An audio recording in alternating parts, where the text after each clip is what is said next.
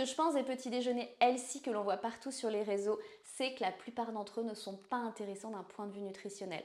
Déjà, ils sont très faibles en protéines pour la plupart. On se retrouve avec un œuf, un petit peu de fromage blanc. C'est absolument insuffisant pour nos besoins en tant que femmes. On a besoin de beaucoup plus.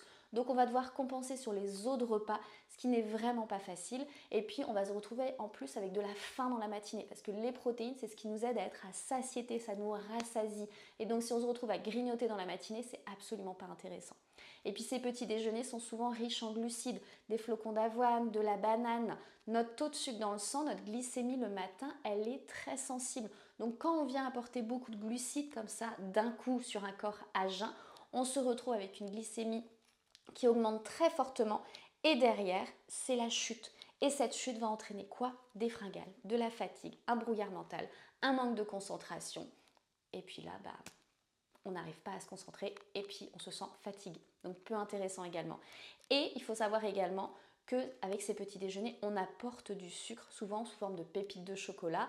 Et du coup, derrière, on a des envies sucrées. Notre palais, pareil, le matin, est très sensible au sucre. Donc du coup, ces pépites de chocolat vont raviver nos papilles, ce qui va faire qu'on va avoir des envies sucrées dans la journée.